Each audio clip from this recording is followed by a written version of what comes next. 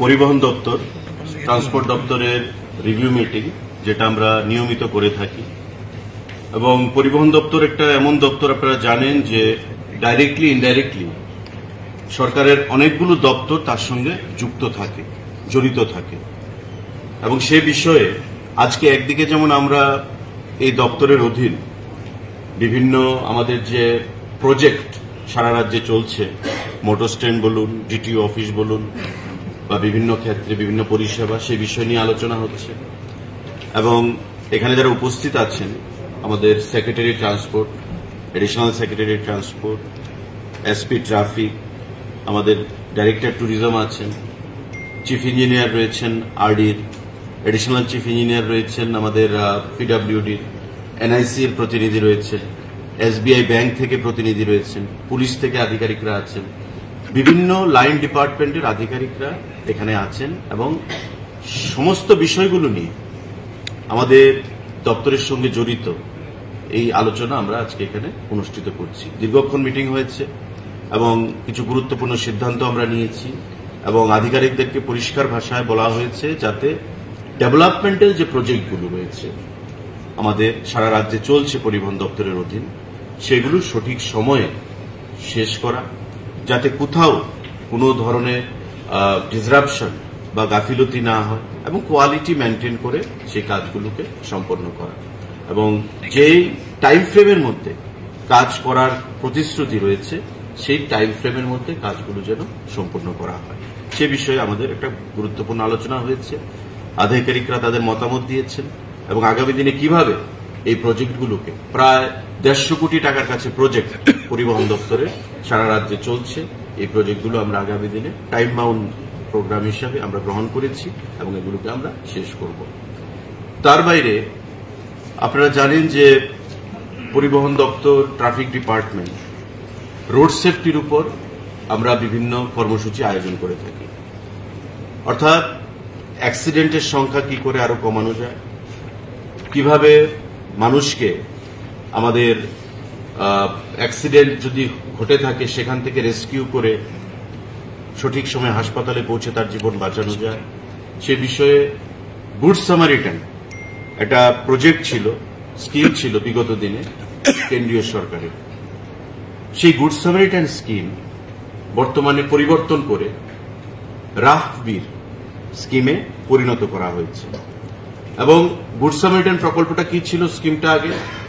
যে কোথাও যদি কোনো অ্যাক্সিডেন্ট হয়, ওই অ্যাক্সিডেন্টে যে ইনজিউর্ড পার্সন থাকবে তাকে সেখানকার যারা স্থানীয় জনগণের মধ্যে যারা গোল্ডেন আওয়ার বলে 1 ঘন্টার মধ্যে হাসপাতালে পৌঁছে দেবে তাকে 5,000 টাকা ক্যাশ পুরস্কৃত করা হবে। কেন্দ্রীয় সরকার এই গুড সামারিটান যে স্কিম সেটাকে আরো জনগণের কাছে পৌঁছে দেওয়ার জন্য, মানুষকে এই অ্যাক্সিডেন্টের হাত থেকে রক্ষা করার জন্য এর অর্থটা আরো বৃদ্ধি করেছে। 5,000 টাকা থেকে সেটাকে বৃদ্ধি করে 25,000 টাকা করা হয়েছে এবং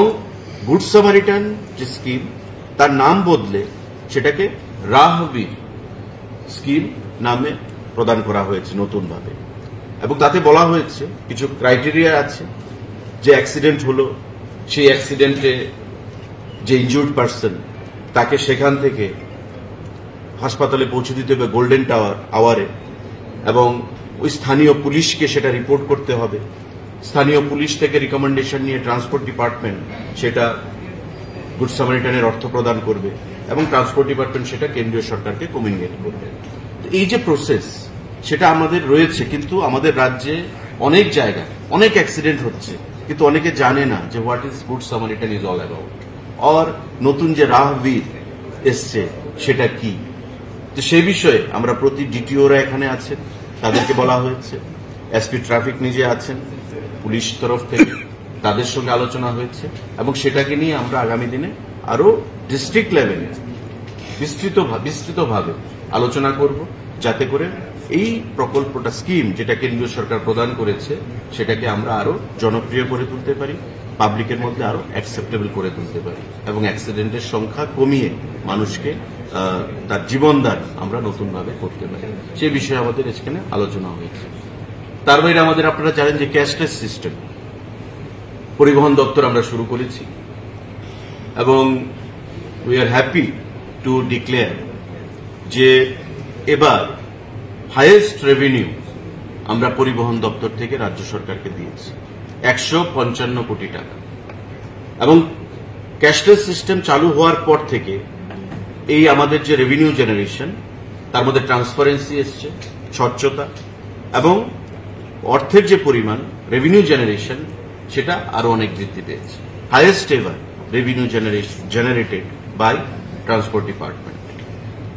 এসবিআই এর প্রতিনিধিরা এখানে আছেন। আমাদের আগামী দিনে যে ই চালান সেখানে ট্রাফিক ডিপার্টমেন্ট থেকে বা ট্রান্সপোর্ট ডিপার্টমেন্ট থেকে সেগুলো করা হয়, সেগুলোকে আরো কিভাবে সুন্দরভাবে করা যায় সে বিষয় নিয়ে এসবিআই সহযোগিতা করছে। SBI, traffic department, transport department, আমাদের এনআইসি আগামী দিনে মিলে একটা নতুনভাবে এসওপি তৈরি করে আমরা এই ই চালানকে আরো